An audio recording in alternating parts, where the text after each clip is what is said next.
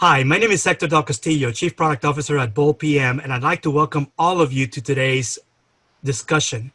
And it is my pleasure to have two different panelists today, and I would like to just say hi to each one. Hi, Richard. How are you doing today? Hector, I'm doing great. Thank you for the invite. Looking forward to our discussion.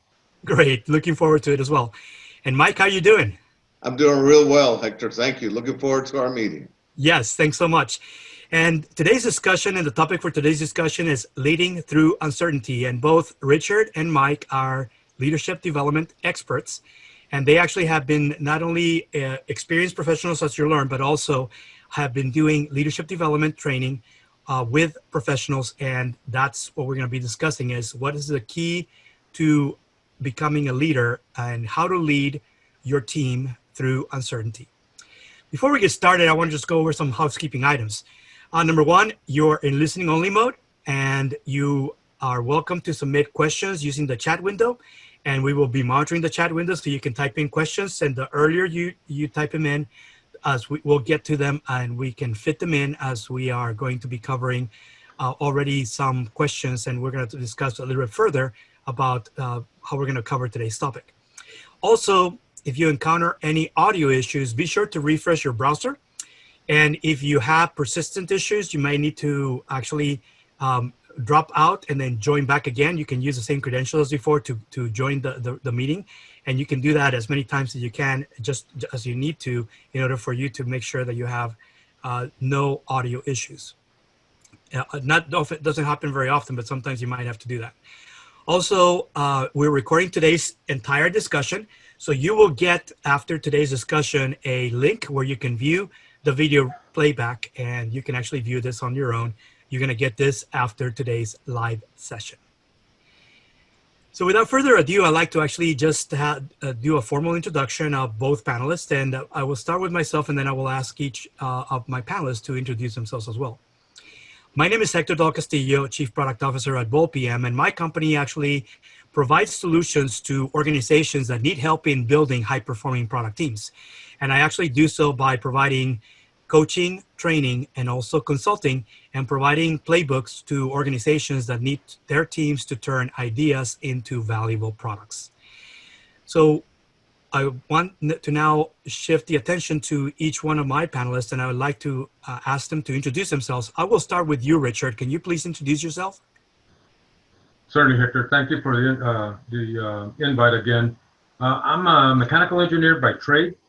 I've actually started with Martinez Aerospace back in 1979 after graduating from the University of Texas at El Paso with the MA degree. I then worked at White Sands Missile Range for 36 years as expert in test and evaluation.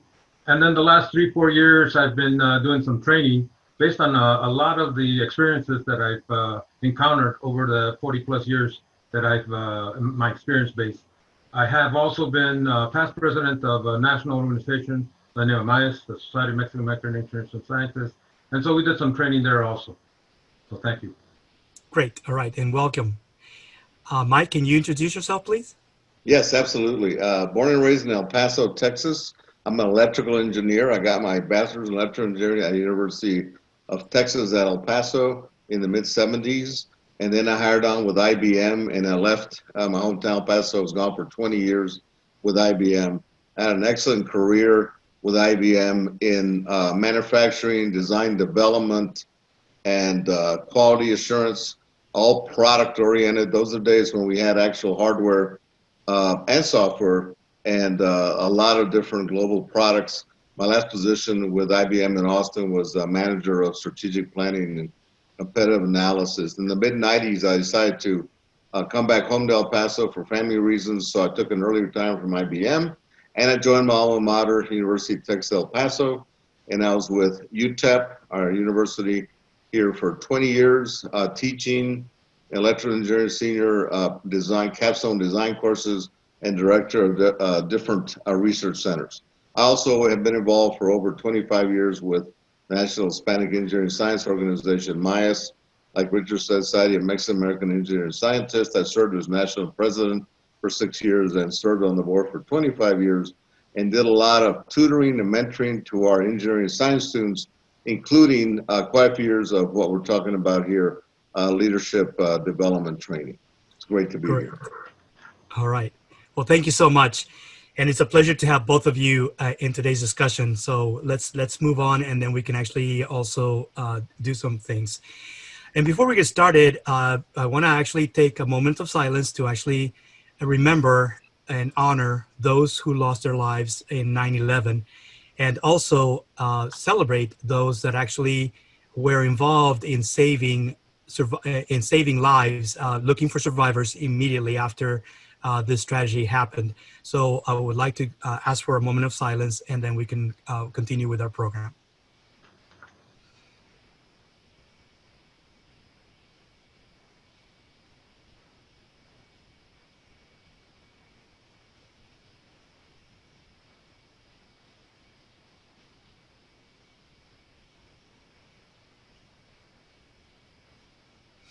Okay, thank you so much. Today's discussion is going to be responding to this question: how can you effectively lead teams through uncertainty? And before we get started, I actually want to start talking about what is uncertainty, and also the role of leadership and what is leadership. So Peter Drucker, here's a quote from Peter Drucker. And Peter Drucker, for those of you who don't know, he's a management expert and a leadership expert. And here's what he says about leadership.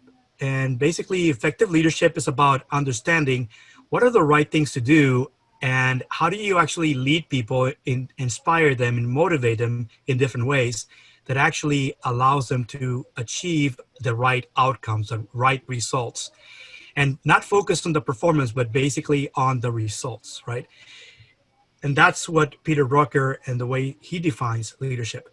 And of course, he also has another famous quote that separates, leadership from management. And leadership is about doing the right things, whereas management is about doing things right. And of course, when you're working in an organization, you're focused on both managing tasks, as well as leading tasks. And often you need to have the right combination of leadership and management skills in order to lead teams to actually get the right results. So moving on with uncertainty, we're going to cover current situation, what's happening right now that's leading to so much uncertainty in the marketplace, defining uncertainty, and then we're going to focus on our discussion with the panelists, looking at how to lead teams through uncertainty. We're going to focus on key takeaways, and of course, we're going to have a Q&A portion at the end. So be sure to be typing in your questions in the chat, and we can get to them either in real time, or we can also, if we don't get to them immediately, we can also cover them during the Q&A for today's discussion. So let's go ahead and get started. Let's talk about uncertainty and what is leading to so much uncertainty. Of course, the term VUCA has existed for over 30 years, and VUCA stands for volatility, uncertainty, complexity, and ambiguity. And what experts that came up with this acronym say is that we're actually seeing so much change, and the pace of change is accelerating, not slowing down, and it's been doing so for the last few decades. Doesn't matter what industry you're in or the type of business you're in, these four attributes are causing all companies, not just incumbents, but even new companies, to actually become better at being adaptable and flexible and being able to make decisions of where to go, even though it's not a clear decision. Sometimes you might have to speculate. Sometimes you might need to figure out, out of the two, which one is the best choice with the given information that you have at the time, and make sure that your teams are ready to adapt and change as you find out whether or not the decision was the right one or not. You can always continue creating action steps that will focus on this. And of course, what this particular pandemic has caused is really a huge rise in uncertainty. And uncertainty can be defined as follows. It's not having necessarily all of the information, but knowing that whatever it is that you've been doing, there's always a cause and effect, right? That there's going to be some impact, and you need to figure out how to minimize negative risk to your organization and make the best decisions given the information that you have, and be prepared to be adaptable and make quick changes And the more that you can get everyone in your team, all of your employees, all your workers, doesn't matter what the size of your company is, you need to make sure that you rally teams behind the changes and make sure that everybody understands why these changes are critical to make quickly. And that really is what the key to uncertainty is, how to implement change upon change upon change, and doing it in a way that feels comfortable to everyone.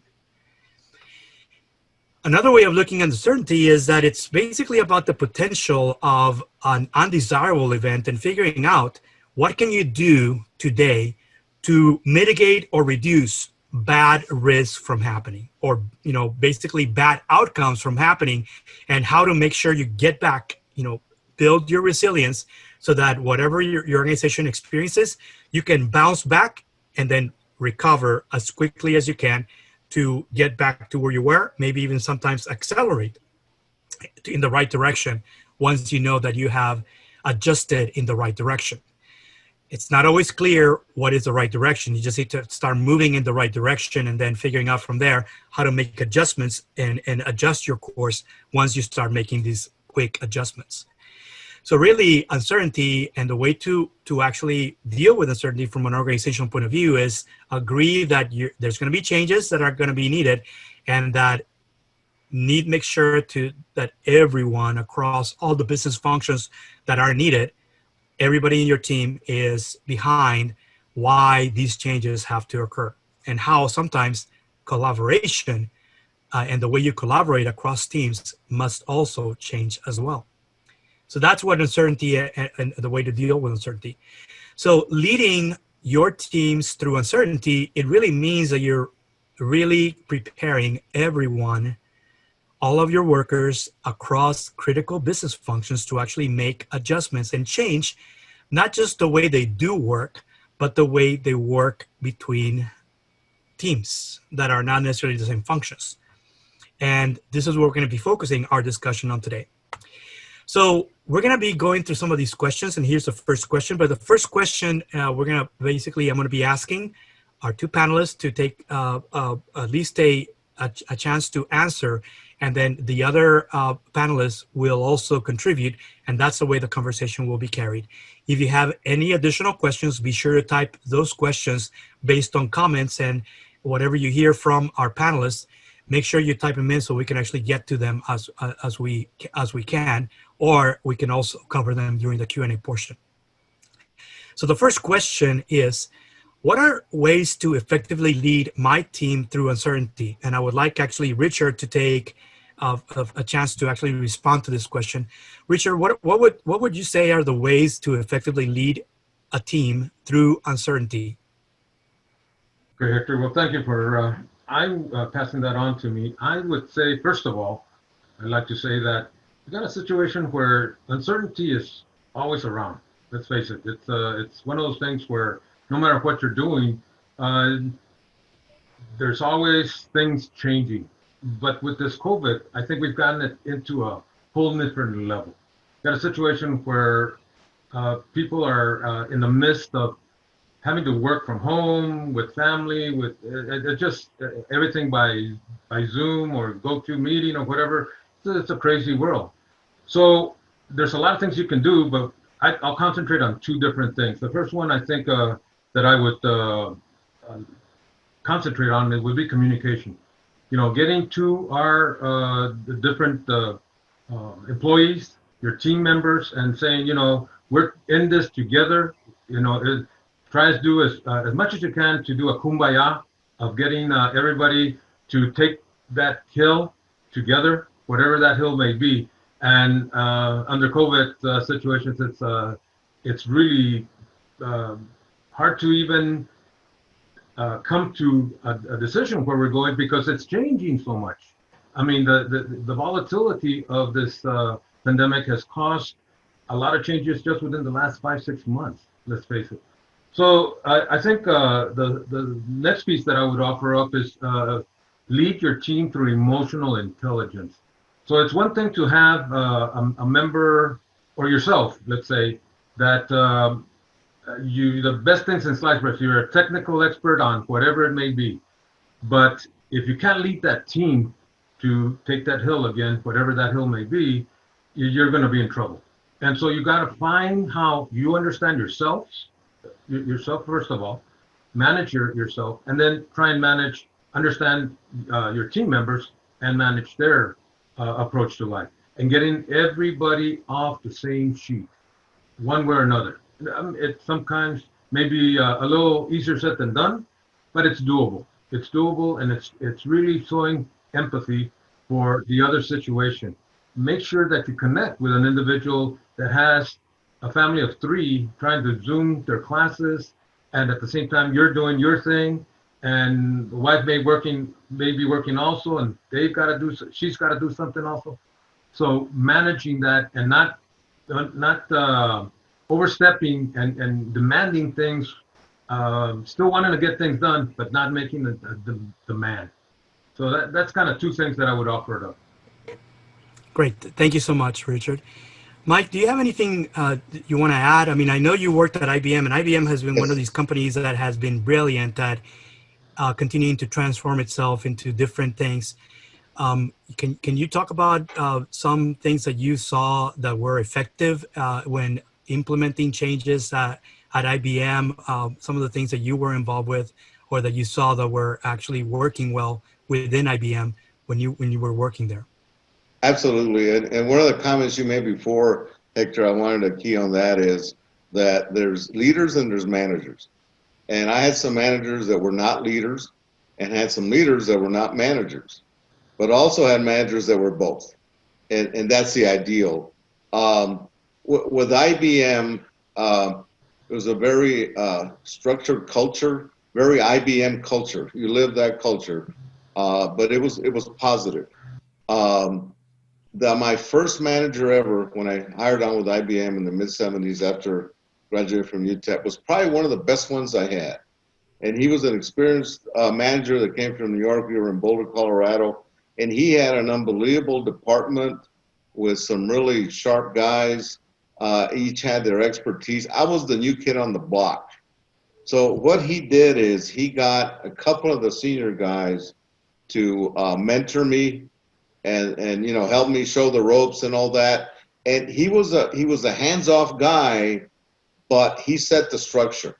He set the strategy, the guidelines, and so on. But he led his team. He trusted his team, and he let us do the work because he trusted us. As he saw me, getting on board, developing some, he gave me more responsibility. And thank God for the 2 senior guys that show me the ropes. Was excellent. And one of the other things is focused on problem solving. As engineers and scientists, we're trained and taught to problem solve. And I think that's a huge plus, because it's easy in this world to get sidetracked and get caught in the weeds, if you will. So if you're solving a problem and you have that shared purpose among the team, then it's going to work. And I saw that throughout my career at IBM, and I've tried to implement that when I became a manager. But this first department I was in was one of the best examples of that. Great. Thank you so much. Let's move on to the next question. And this question is, what is the right way, and what are the things that you can actually, as Mike pointed out earlier, there are people that are great managers, not necessarily such great leaders, and then vice versa, great leaders that are not such great managers, and a few that are actually great at doing both, managing but also leading. So, Mike, can you talk about what makes a great leader? Some of those people that you saw that were great leaders, and some of the ones that were great leaders and also great managers. What are some of those common things that actually allow them to be perceived and become leaders? Well, Richard brought up too in the first question, and that was communications. Is if a manager holds everything to his chest and controls things and is closed and is not open with his team, not a sharing environment, then that's not going to work.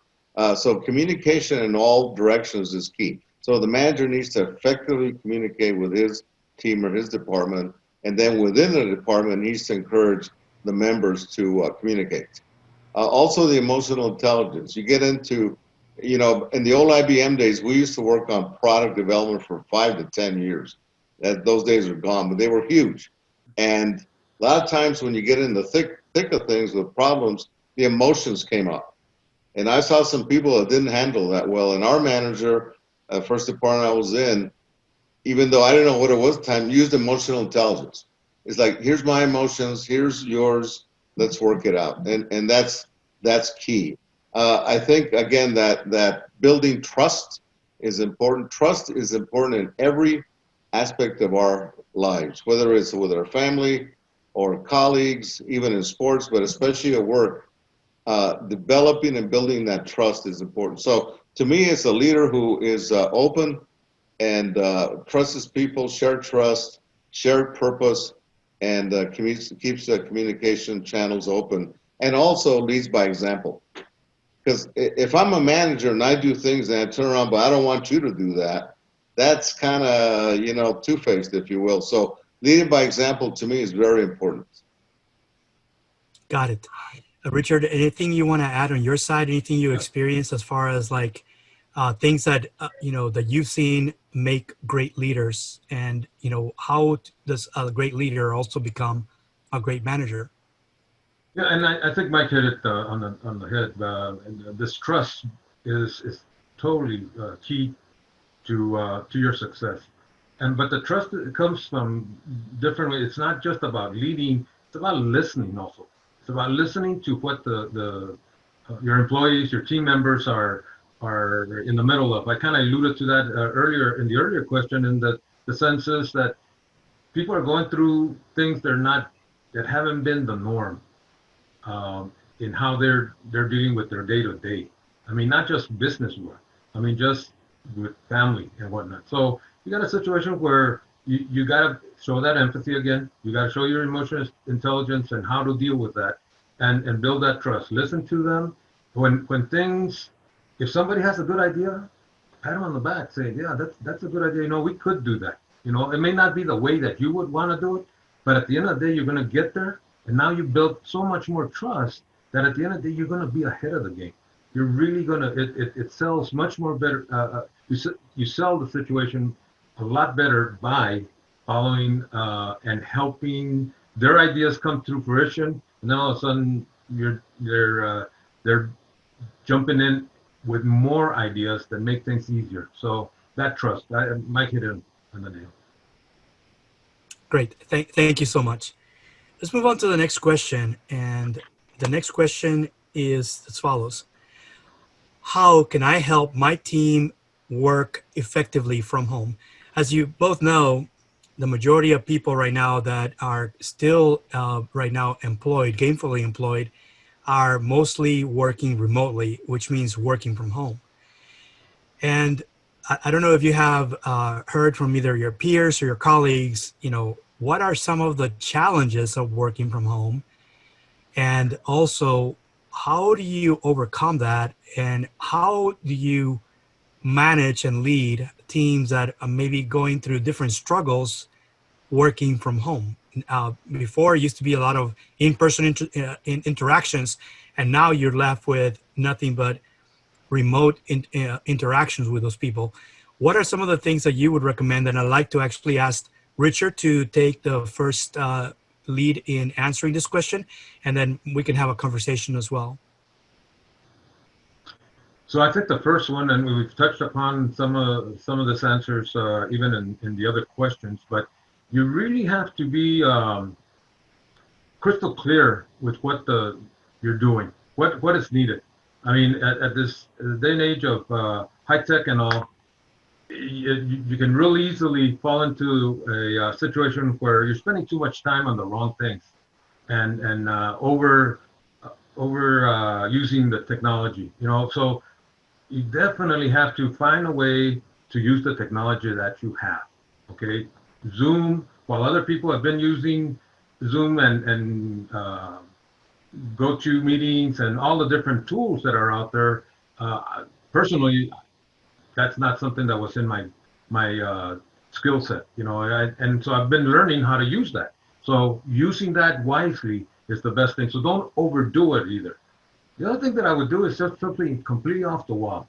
And when you lead a team and it's all about the dollars and cents and whatnot, you can get into a rut real quick. So what I would offer up is, let's have a Zoom, let's have a gathering of some sort.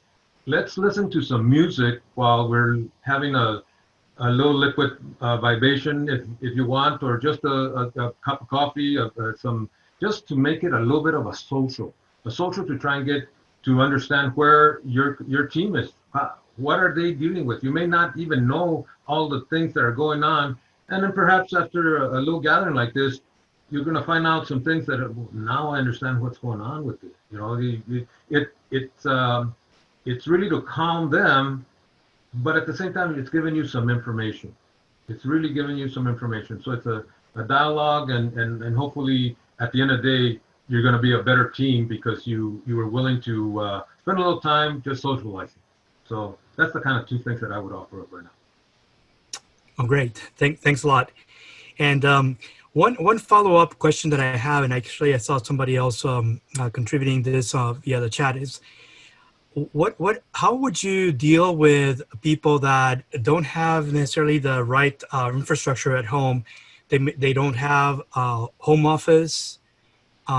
Their kids are now, also attending school online. The spouse is also working from home as well. Everybody's on the internet at the same time. And how do you deal with that type of situation? What are some of the things that you can do as a leader, as a manager, in order to find out whether those are true issues happening to anyone that is part of your team? I don't know if any of you have any comments or ways to contribute on how to deal with that. Well, let me chime in on that then. So the first thing is that somehow, and it's easier said than done, I got it, somehow you got to find a spot where you can work off of. I mean, you really have to dedicate a corner. And I know from my experience through my son, who is worked out at White Sands Missile Range and is in essence a program manager, also working through some test and evaluation of some systems. He's got that same situation. So hearing from him where his kids are going to school and they're doing it online, he's found some small desks for them, so they would be in their room alone, and they separate it because they're obviously going through different classes, they're different age groups, but they're going through, and then himself, he just kind of move away from them even also, and let the wife help out with taking care of the kids during that time period. But that's important. The other thing is somehow you've got to find the Wi-Fi bandwidth. You've got to have some bandwidth. I mean, as more and more devices get on the system, the more and more trouble you're going to run into. And so, you got to invest. Somehow, it's going to take a little extra dollars and cents, but at the end, it's going to pay dividends, because once everybody's got maybe their own, you may put one group in the 5.1 versus the 2.4 side of the house, and megahertz, running your Wi-Fi, and it'll separate and give you a lot more clarity at the end, because you're not seeing just lips moving and nothing coming out, and that's the worst thing that can happen, right? You're trying to get a point across, and now you're right in the middle. You emphasize something, and before you know it, everybody's going, "¿Qué dijo? What did he say?" That isn't going to work out. Let's face it. So you really have to invest and spend a little extra dollars, but at the end of the day, you're going to be better off. Yep. This kind of brings up a great point. I actually saw a recent survey from McKinsey, and they were asking, how many companies have allocated, some sort of stipend for workers to actually make sure they have the right, resources so that they can work from home. And some companies have actually implemented as part of their strategy to make adjustments and enable their teams to work remotely and do it in a way that feels comfortable for them. The ability for them to spend money on either a desk, a chair, or a location, and a way to also get like office supplies that they may need as part of working from home. such things like a whiteboard, like in case you're doing a discussion and you need to do something. Not the technology doesn't always have the ability to do a whiteboard that can be virtual. Sometimes you just need a physical thing that you can actually just discuss in front of a camera. And those are the kinds of things that some companies are starting to offer. It's not many, but there are few that are leaders that are doing that. And that's where I think that how they're enabling their teams. And many of them have actually now planned long term for the majority, whereas before there were only a few that were working maybe 2 or 3 days out of the week remotely. Now they're planning on having a larger percentage of the workers working remotely, and up to the full week remotely, but enabling other things so that as they actually achieve savings by maybe downsizing office space, that they're going to basically downsize from larger footprint to a smaller footprint. And then long term, some of these workers will be enabled by allowing them to actually spend money so that they can have the right equipment and the right supplies so they can work from home and feel more comfortable doing so, working from home. But there's only a few companies. I don't know if you guys have heard of any other companies that are leading this, but from my point of view, there's really not that many companies yet.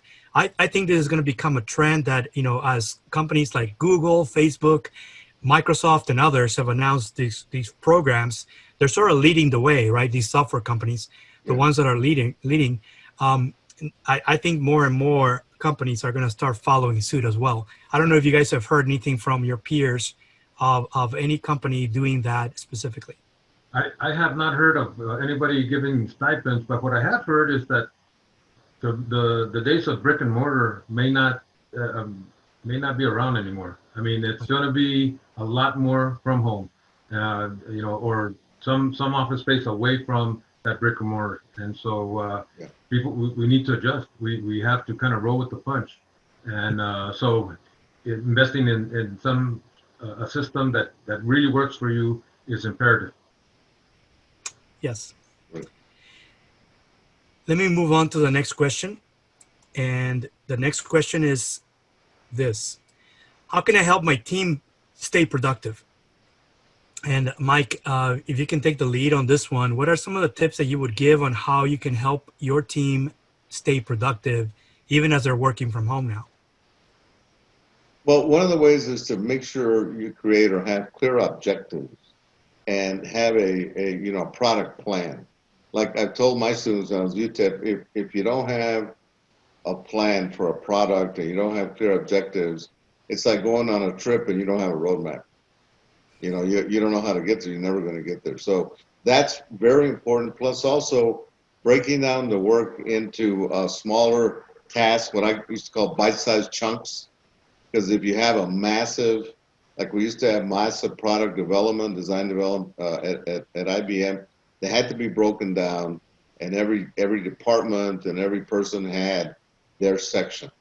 So that's very important. And then, of course, there's always the people who take our classes is being able to prioritize objectives, even on a daily basis, is important, because you get swamped, you get overtaken by, I got to do 20 things today. So you look and say, well, do I really have to do all 20 things today?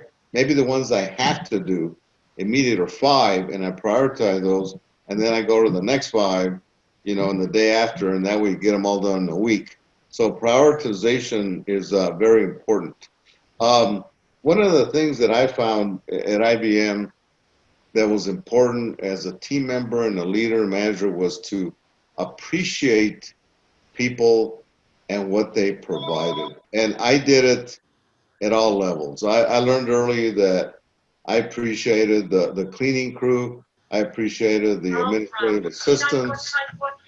And a lot of times, people will look down at the cleaning crew, look down at certain staff, like in manufacturing, or look down on the administrative assistants, and they all had an important job to do, and I appreciated them, and they supported me. So you have to appreciate each team member, even if they have, not the same status or education as you do, that's okay.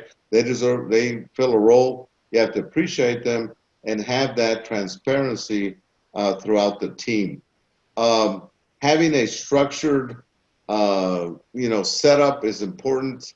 I've said this before. I'm a big sports fan, so the teams that succeed is everybody knows their expertise, their role, but each team has its own culture, and the coach sets up a system, and they stick with that system, offense, defense, all that, but they know what they're doing, and that's important for success in sport or in a product.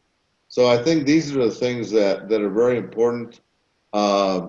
Making the work visible across all the team members. Like I said, don't hold it close to your vest, especially as a manager or leader, and have that openness and trust of the team is very important. Thank you so much. And Richard, I think Mike alluded to something that you had discussed earlier, and that is, how do you motivate your team? And you mentioned something about maybe having some social, doing some social things as well. What are some of the things that you have experienced in work that actually led to becoming more productive, your team members becoming more productive? Well, it wasn't during the pandemic time frame, but I'll tell you, one of the things that I always use, I use the motto, work hard and play hard. And so we were testing. So we were doing no standard tests that were pretty hectic on systems. And it could be anything from a small little electronic box to a huge missile system, FY transmissile range, okay? We're running it through hot temperature, low temperature, shake, rattle, and roll type of thing, high humidity, fungus, the whole 9 yards. So it was a qual test program could end up being about a 3-4 week time period, or maybe less, depending on the size of it. But at the end, what we would do is a little cookout. I just, and that at the site even though that probably is taboo in some places. I mean, this is a government location, because sometimes there was some liquid vibrations, like I said before, some adult beverages. But I'll tell you what, that made all the difference in the world. And it wasn't necessarily just at the end to do the kumbaya, I guess, that I talked about earlier. But even if it was 2-3 weeks, and I could see things were getting a little tense, the system wasn't working quite as well, whatever, or even we had equipment problems, I'd say, okay, let's time out, let's regroup, somebody can go look at what the problem is. And in the meantime, here's a carne asada, here's a little piece of meat, a bratwurst, whatever it may be, hot dog, hamburger. It made all the difference in the world from my perspective. It may not work for everybody, but I'll tell you, in my case, I'm being a people person. Mike and I like to teach that Strength Finders, and one of the what Strength Finders does, it gives you what your 5 strengths are, and my number 1 is something called WOO, and WOO, what it stands for is win others over. So I work hard, and a lot of times not even working hard. I'm just being myself to win people over. It happens all the time. I hope I've been relatively good at making that happen, by hook or crook. But that's one of the things that I've always planned into a test program or any system that I'm maybe involved in. Mm-hmm. And I share with Richard the philosophy of work hard and play hard. The thing is, Richard, and I'm kind of halfway kidding, but the truth is, with IBM, there was no adult beverages allowed, and at the university, no adult beverages allowed. So what we did is we would, after work, go to a place and eat something and have an adult beverage outside the workplace, because you couldn't do it with an IBM and you couldn't do it at the university. So there's ways around that. Yep. But I'm also a woo like Richard, and I love people. And again, I think showing the appreciation in a small way. Like with us, you could bring donuts or sweet rolls in the morning, and that was acceptable. And it works. Like Richard said, it goes a long way. One of the things that I'd like to add to that, Hector, is that I'm not always on time. I try to make it on time, but that's one of the things that I keep working after 40+ years. But I like to make myself the guy that brought the donuts and not the guy that came in late. So if I was coming in even just a couple minutes, I would bring donuts, un burrito or something, and just kind of smooth things out. It's not the best way to operate, but that's how it would work for me. Sounds great. Sounds great. I think these are all the ideas that can be implemented even working from home, especially when now today you have like so many food delivery services that are available via apps, right? You can think about, ordering things ahead of time and then just setting up a time when you just, forget about work. You're just going to meet maybe online with some, whatever platform of choice that is, and it's more of a social thing. And then you just get, over to your team, wherever they're working from, things delivered. And I've seen even very creative things where they might invite someone who is like a mixologist, and ahead of time they send out all the ingredients that you must have, and then everybody learns how to make a new drink, right? And it may be a martini of some sort, or something that requires a specific type of different drink. And you can some of this can be, as long as you're planning ahead, you can be very creative, because all you need to do is send the ingredients, make sure people have time to either go and source the ingredients ahead of time, and then just get together and just mix your own, right? These are things that can be done. And also, if you want to add food, you can either actually have the recipe ahead of time and then have everybody prepare and then just enjoy it together, or have food and with drinks delivered as well to your team. Those are all things that can be done via any kind of food delivery app. And I've seen all those kinds of things that work. And I think the more creative you get, you can actually get creative as to how you can actually continue to kind of reward your team, and actually just say, look, we know that this is not ideal, but we're all doing our best, and just make everybody feel appreciated. I think that's the whole point, making people feel appreciated for all the work and the hard work they're doing. So appreciate both of your comments on this one. Let's move on to the next question, and then we can actually also have additional discussion. And the question is, how can I continue to engage my team remotely? You've already started working, using all these tools, adopting, and you may be even using new tools like Slack, where you can actually start doing live chatting in a private manner, being able to track these conversations, in addition to getting away from so much email. What are some of the ways that you would recommend? And I'd like to ask Richard to take the first shot of answering this question, and then we can also ask Mike to contribute. So I think, again, one of the things that we tend to do a lot is overthink or just have too many meetings. So you got to rethink how many meetings you really are having. I mean, it's one of those things where don't have a meeting just for the sake of having meetings. And I've been in situations where, especially right now when things may be slow in some cases, it depends on the industry that you're involved in. Some industries are going way overboard and you're putting in much more time just to get things done. In other cases, they're just waiting for something. In the test world, sometimes you're doing a lot of this. You're twiddling your thumbs. You're trying to, and so you then end up having a meeting just for the sake of having it. So rethink that. Don't do the meeting just for the sake of it. And again, be concise with the meetings that you do have. And it's 1, 2, 3, or A, B, C. What are you going to take care of? And then move on. Because again, people are already stressed out with so many meetings as it is. Don't put another extra burden on individuals and make it tougher on them. It just doesn't make sense.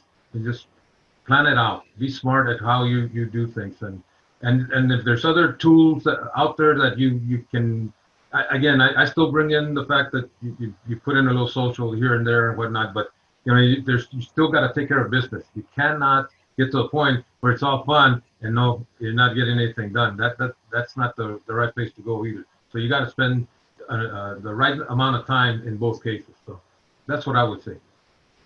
Okay. Mike, do you have any other thoughts? I think Richard's good one was having too many meetings. There was a point when my career at IBM that I would say, and some of my fellow managers and executives would say, we become professional meeting goers. That's all we're doing. One meeting after another. When are we going to do real work? And that can happen in the culture, that corporate culture. there's so many meetings, on strategy, on financial, on HR, on that, and you end up spending the whole day going from one meeting to the other, and in some ways it becomes counterproductive and waste of time in some cases, where you can actually, like Richard said, rethink the meetings, combine them, consolidate them, or just have less. So I think that's really important. I think one of the things that you could do, if you had too much slack time, for whatever reason, things aren't going well with the production of something or whatever it may be, and instead of just making a meeting for the sake of meeting, there's always training that can come into play, and get people to train, get that extra certification, whatever it may be, that'll help them in the long run and help you as a leader of the team and in the long term. So utilizing your time is important. Mike said we're saying the same sort of thing, but in this case, maybe there's something else that you could do instead of a meeting that would really benefit the group. Yeah, there's another thing that I've seen a couple of colleagues do, and it's an old way, but that's almost like establishing a book club and recommending books or readings, articles. I know you're big on that, Hector, that your team can read. And, and it pertains to the product. It pertains to what you're working on. And so that kind of helps. It kind of breaks it up a little bit, where you can say, hey, read this book, this coming week or 2 weeks. And then we'll, let's look at it. We'll discuss it and see how it applies to what we're doing. And so a couple of my colleagues have done that, and it's been positive. So that's because there's so much, reading material on whatever subject you want, that sometimes we tend to forget that. Yes. One of the things that I encourage people to do when people need to start building trust and actually develop some of these communication skills when they're, and leadership skills, is to actually get them all to say, okay, whatever it is your strength, whatever you believe you're an expert in. And in many cases, some people may have multiple domains of expertise, not just a single one. But, what I tell them to do is do it like a lunch and learn, just a meeting where they're actually getting everybody else on their team and getting them to really understand a subject matter that they're experts on.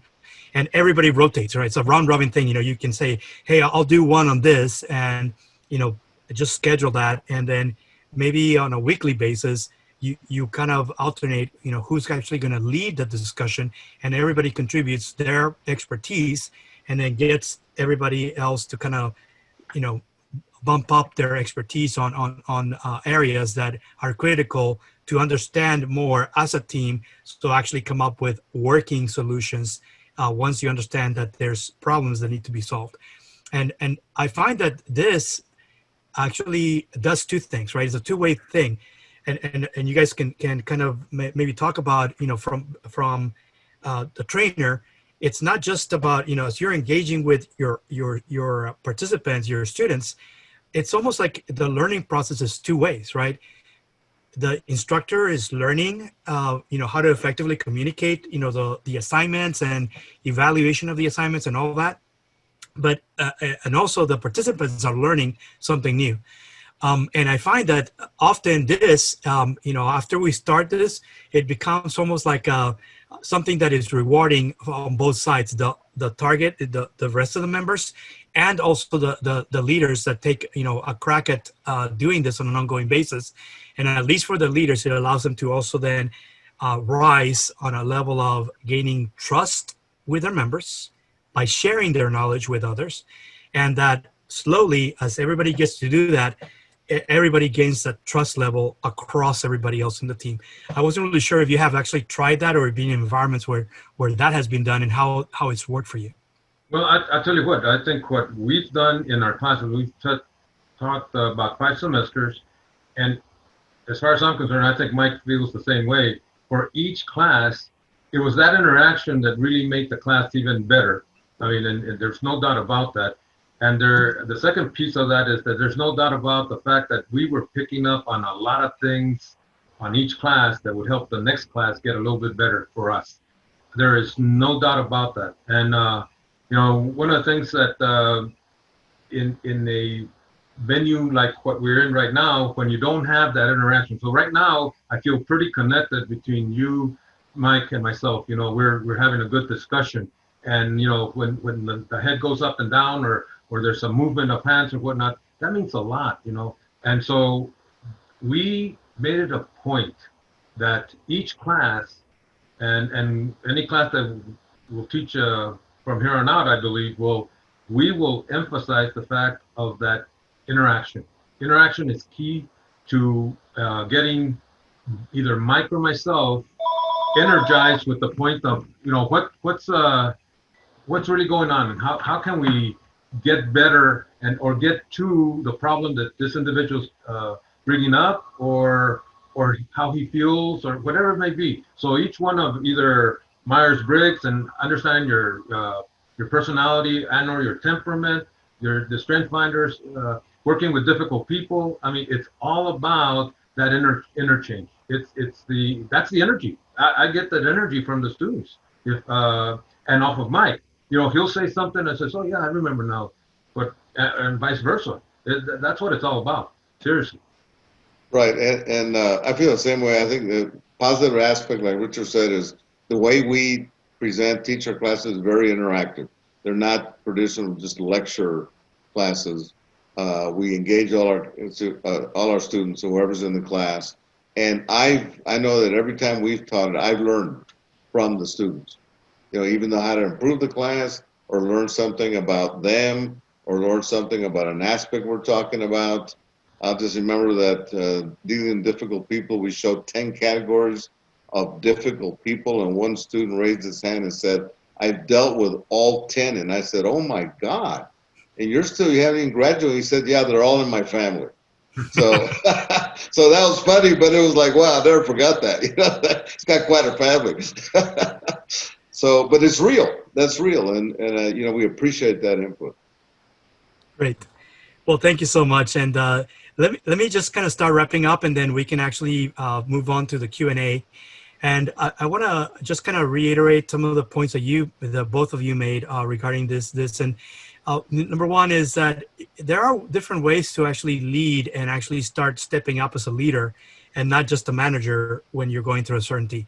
And these are kind of like 7 things I heard, and so that we can just kind of focus on key takeaways for the benefit of the audience. Number one, you want to make sure that at least you show up and be visible.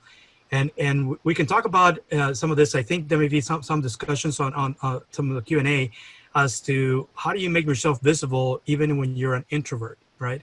We can actually focus on that, but I think you got to really start showing up and then become more visible even as you're working remotely, finding ways to become more visible.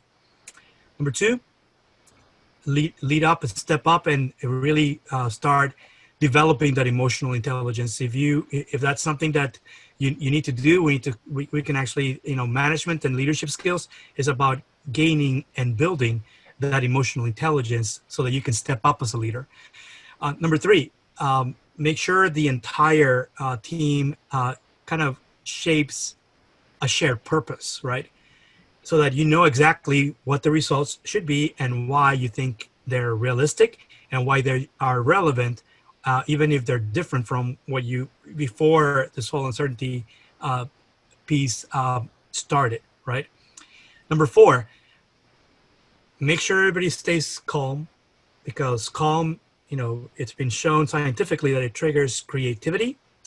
It maintains your problem-solving skills, which is something that I think some of you have said is key to being a great leader, is understanding the problem and making sure you come up with the right solutions that fit best. And then be compassionate, be understanding about that not everybody has the same circumstances as you do, where, you know, you may already have a home office and, you know, for you, it's easy to detach yourself from the rest, your work life from your family life. Maybe some of the team members don't have those benefits. And sometimes, you know, you might have interruptions, either a pet, you know, in the background, or phones ringing, or, you know, even like your kids or students, you know, coming up and saying, "Hey, I need some help." And, you know, they don't realize that you're actually engaged in conversation with someone else. These are all things that you need to realize that not everybody is. in the same situation as, if you happen to have a nice suitable place where you can actually work from home, that's great. Realize that not everybody, even though they may work for the same company, may have the same situation at home. And sometimes those are some of the challenges that come with working remotely and working from home. Also, clearly communicate with all stakeholders, not just your team members, but also with other teams that need to be aware of what is going on. And then making sure that at least you don't spend way too much time on wasted meetings, meeting time. You narrow it down to just the essentials, and then just keep enough communication with everybody else so that at least they're aware of what's going on, and let them know, hey, if anything changes, good or bad, we'll let you know, right? And I think that some of that is basically will detach responsibilities of getting too much email or getting too many meetings, things that will kind of like, take a dip in productivity for the entire team. Then number 6, I think leadership is really about getting the right outcomes, and getting the right outcomes, even if you're not really sure, is this the right way to go? Just make a decision and take action and do something, right? It's better than just not doing anything or procrastinating and just hoping that some things will change back to the way they were before. Taking decisive actions is really what leadership is all about, making sure the entire team feels comfortable with taking action, even if it's better than not taking any action whatsoever. And then finally, what I think I heard from both of you guys is that it's also critical that if you, you may not necessarily have or feel prepared to lead or manage, and often management and leadership skills you need to continue to build. Just like you can build hard skills, it is also possible to continue to build soft skills. You just have to make time for it, right?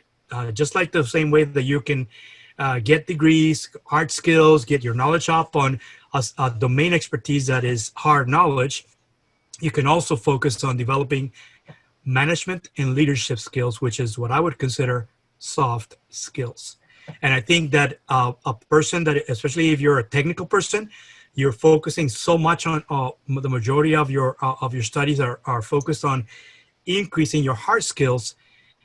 If you intend to become a better leader and maybe even a manager at some point in your career, you've got to develop the soft skills as well. And just like you've been building the hard skills, you need to now step up and start accelerating building your soft skills as well, so that you can actually start rising as a leader and as a manager as well. And as can I add a couple of things? Yes, go ahead. Go ahead.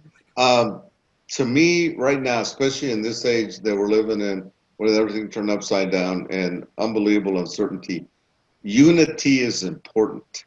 And number 3, shaping a shared purpose along with it is unity. So not being divisive, not having that dividedness that we're seeing across our country. So unity in a team, unity in a family, or unity in a sports team. And we see that with NBA and in the bubble. They were all, united on what they were doing. So that unity, creating and developing that unity in a team is important, with a purpose and the actions and so on. The other one, and you talked about it, compassion, is empathy. Again, we're seeing leaders in our nation that don't have an ounce of empathy.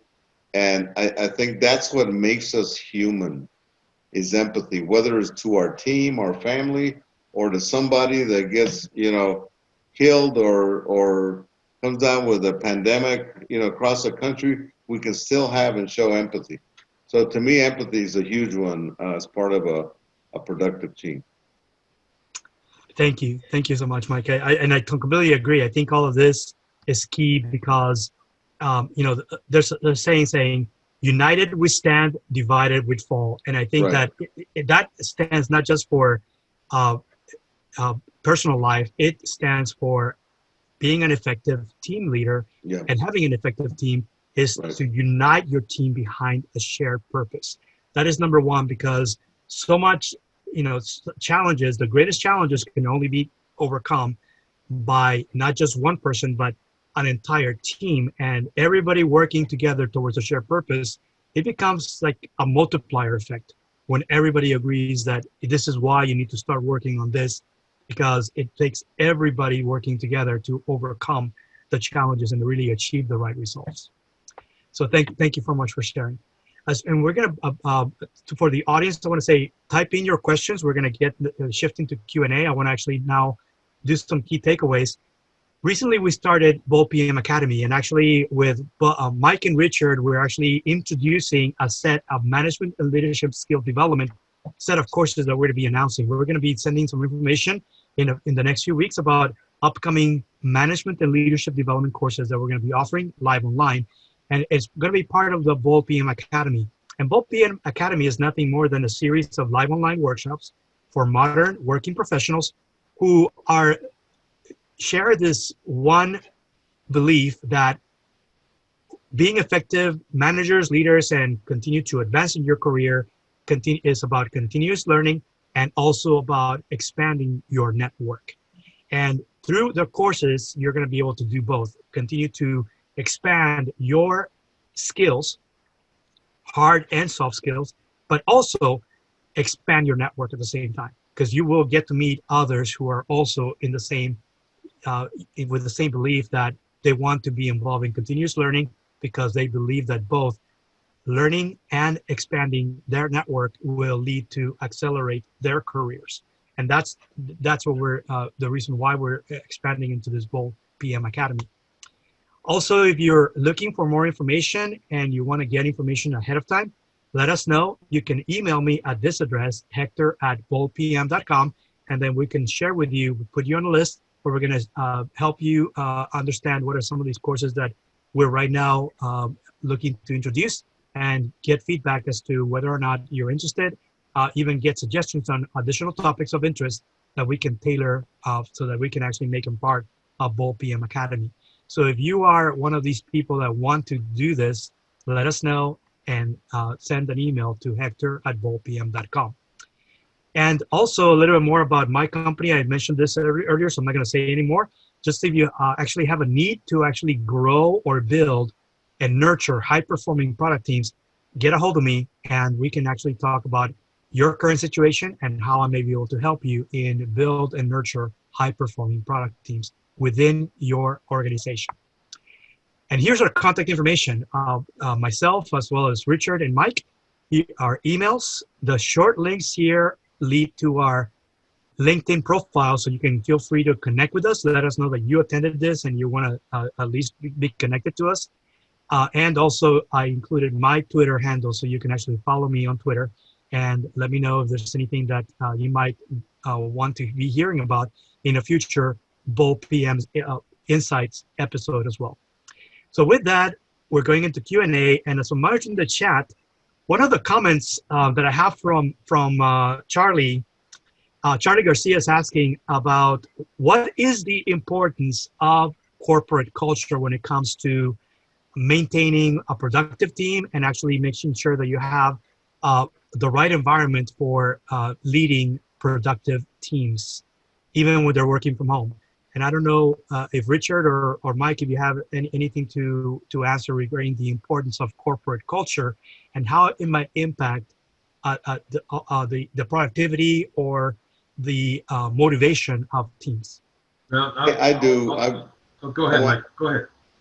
I'm going to use IBM as an example. IBM had one of the strongest, corporate cultures in our country, and a lot of times the corporate cultures or the culture of the organization are driven by the founder or the leader. In IBM's case, it was T.J. Watson, Thomas J. Watson Sr., and the guy that took over T.J. Watson Jr. They developed this whole culture.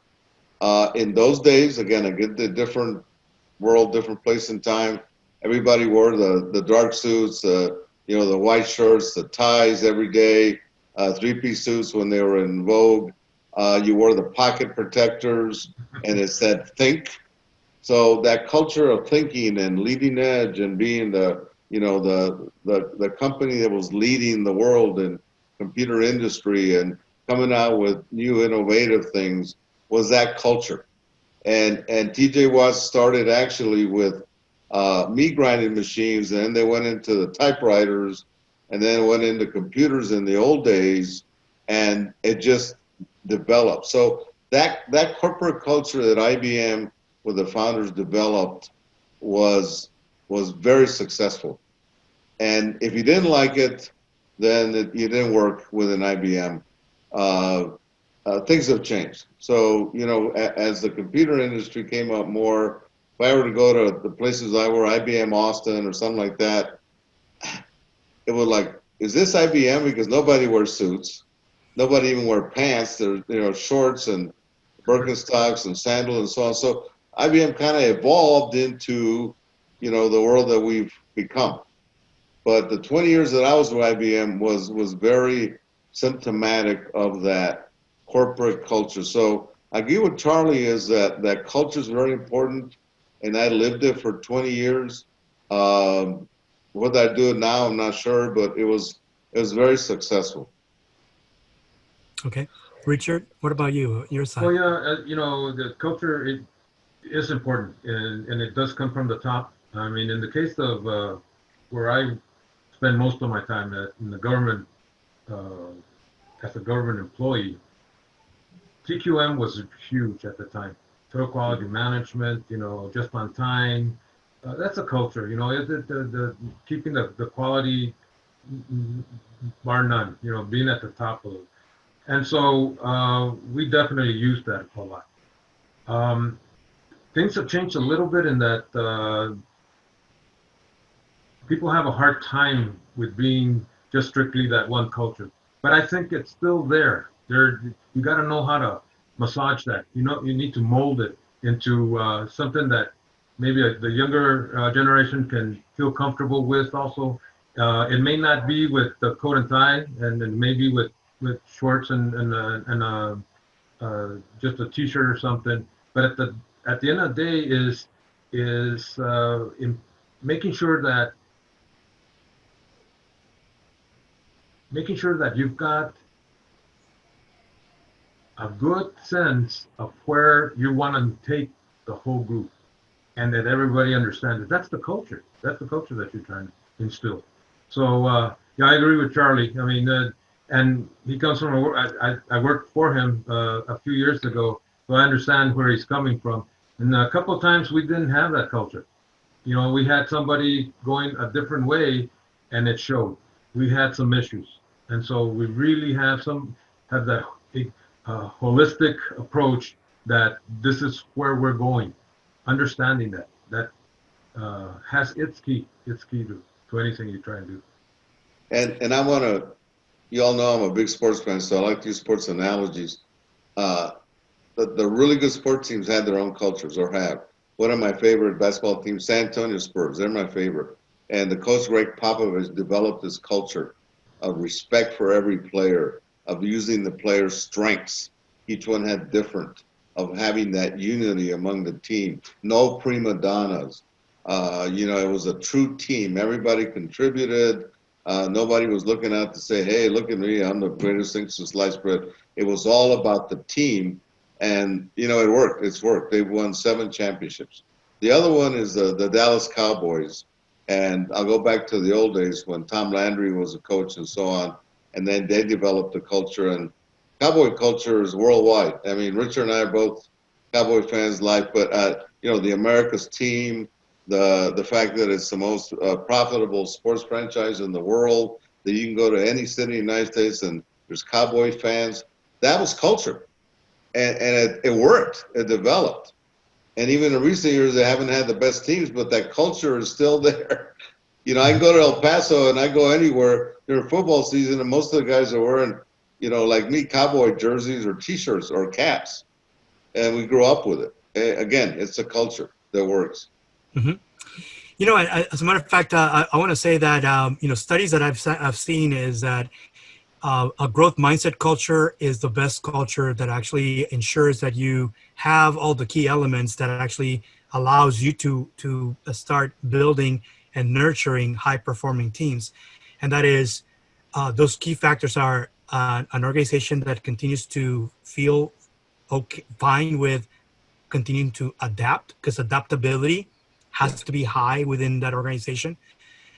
Just because so many things, uncertainty is really about changes, and not all those changes are going to be in the favor of whatever it is that you're doing in the marketplace currently. And therefore you need to adapt. Then you have to also have a high level of flexibility. And flexibility comes to the processes that you have, the way you work along with other parts of the organization, and making sure that you continue to be flexible, that sometimes processes have to change, sometimes collaboration and the way you work together also has to change. And those are key things that are also high for organizations that have to have this growth mindset type of culture.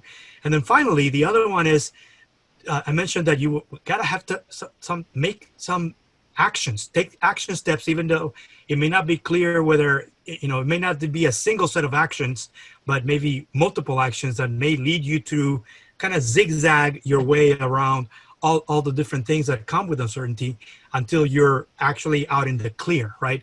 When it's like wide open space, and now you're gonna continue to be okay and not have to adapt as quickly as you have when you go through these valleys of uncertainty. That's what I want to call them.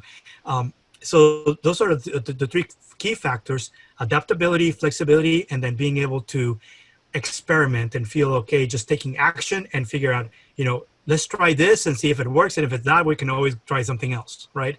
And just feel okay that you need to, not just one person, but everybody needs to take that action and agree as to what is the most immediate thing, because you are all behind that shared purpose of what is the right outcome that you're looking to achieve together as a team.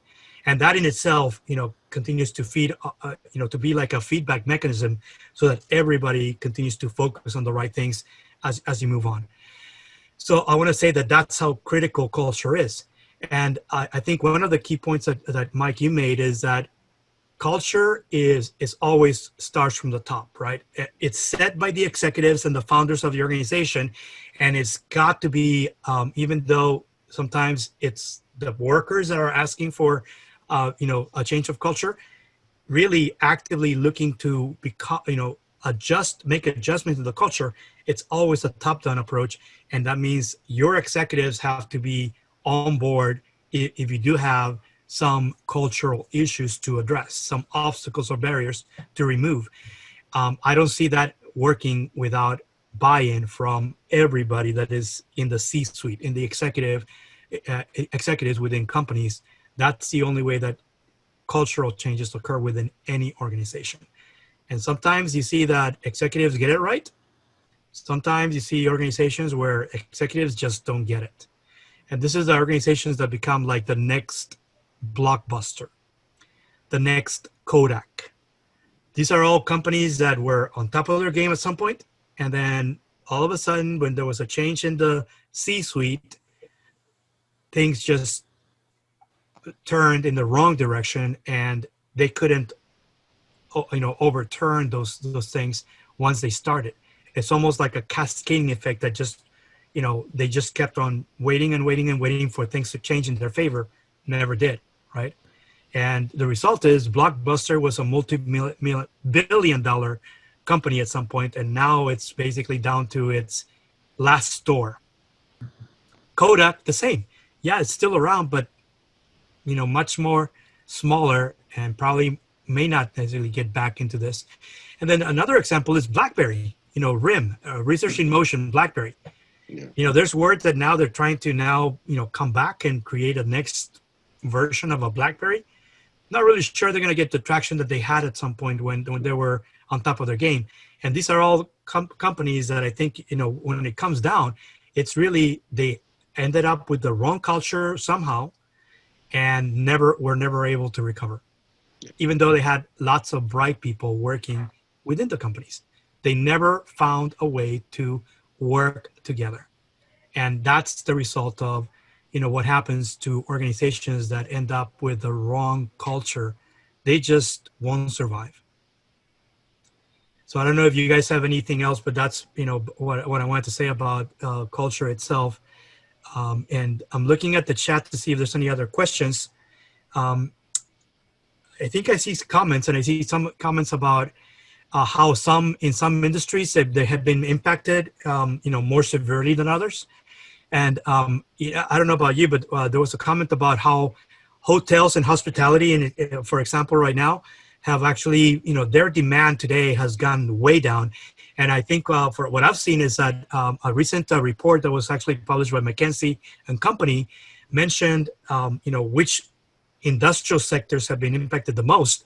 And the ones that are right now in today's environment sort of already forecasted to, they've had so much drop in demand, they're not at recession level drops, they are depression level drops, as in the Great Depression of the 1930s. So in some industries, and this has hospitality, entertainment, they're down to like depression level loss in demand, right? In productivity, it's going to take maybe if not years, maybe decades to recover. I don't know if you guys know, but airlines post 9/11, it took 15 years for them to get back to the level of flow, for travel to get back to the level of flow that they were at before 9/11 occurred. 15 years for all of us to feel comfortable flying again, regardless of whether it was business related or leisure or for personal reasons. It took 15 years for the airline industry to recover.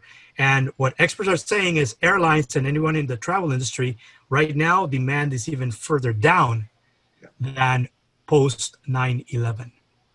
So do the math and figure out, I think transformation is key for many of these airlines and hotels and everybody else who's part of hospitality to be able to recover. And in entertainment, the same. I mean, who's going to the movies anymore? And what we're seeing right now is drive-ins are starting to come back. You guys remember the drive-in theaters? Oh yeah. I love them. We grew up on those. Yeah, we did. And are there any left anymore? Not here in El Paso. So maybe there's some creativity here, but does anybody have like a large parking lot that can be converted into a temporary drive-in by just putting in like an inflatable large screen? That's what they're doing here in El Paso. That's some of it. I think there's going to be some creativity there in order for us to feel safe again. And I think these are all opportunities for, getting a team together and maybe even entire new companies being born because of now a change in behavior. For movies, I just heard of something that they're trying out. An individual actually rented out the movie theater for 20 people at some cost, 150, 200, whatever it may have been, but it was only his tickets, 20 tickets, whatever it was, and they got to see a movie, enjoyed it and whatnot, and then they're already transforming ways. They're having to move forward because, like you said, I mean, 6 months of no theater whatsoever. Yeah. But it even impacted the movie making itself. Anything that was supposedly going to come out, they did not come out, and they've been holding them to see as things change. Yes. So Disney's a perfect example. They actually did it on online, right? They actually provided through the Disney Channel 2 or 3 what was it, the play. I'm drawing a blank on the name of the play, but even the movie Mulan, they converted into the cartoon. Oh, you're talking about Hamilton? Hamilton, the musical? Yeah. Hamilton, and so they've already had to adjust certain things, right? Yeah. So, Yes. Thanks for the help. I get too many senior moments. No problem. And I think actually I've seen Hamilton, by the way. I haven't seen it in person, but I've seen the actual recording of it, and I think it's excellent. And I think this will be actually a way for people that haven't had a chance to go to Broadway or see it, as it was already starting to be a traveling musical that moves to different cities. I think it's a way to reach out, even though right now they're not necessarily able to do live performances. But I think that many of these entertainers are going to have to reinvent themselves and reinvent their business models as to how they actually are making money. Because I think right now, everything from concerts to movie theaters, it's going to be something different than what we're used to, at least for some time. And I think that there's an opportunity to actually start, reinventing business models and reintroducing things that we're used to, but now it's going to have to, the delivery itself and the packaging is going to have to be different. So, and I want to thank both of you for actually joining me on this discussion. Look forward to doing some more of these. I'm asking the audience to provide us more information about topics of interest that we can actually do, and also maybe a chance for us to consider some additional topics to be doing in the near future. So I want to thank both you, Mike and Richard, for joining me, and also thank the audience. And I want to give both Richard and Mike a chance to also say some closing words. So why don't we start with you, Richard? Well, I thank you for the opportunity. It's a learning process even for ourselves. We're trying to reinvent ourselves a little bit as we go along. But at the same time, it's because we think we've got something to offer. We've had 40 plus years in different industries that I think would be a benefit to folks. Maybe do things a little differently than we did. Maybe some would do exactly what we did, but in any case, we believe that what we got to offer would be something that anybody could really package and put in as a part of their job skills. So Great. I thank you very much for the opportunity. Thank you so much. Mike? Well, thank you as well, Hector. And, I think where I'm at in my life now, and Richard too, is that we want to give and provide, the benefit of our years of experience to others that may be younger or maybe, just starting out, or maybe not. Maybe they're mid-career, but each of us have 40 plus years individually in our careers, and not just technical, but in all the leadership management skills that we're talking about.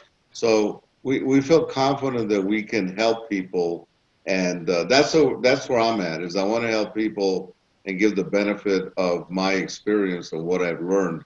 Like Richard said, lessons learned. And those lessons learned a lot of times was, I made mistakes. Everybody makes mistakes. I won't do that again, but that's very important. And also lessons learned on what works and what's positive.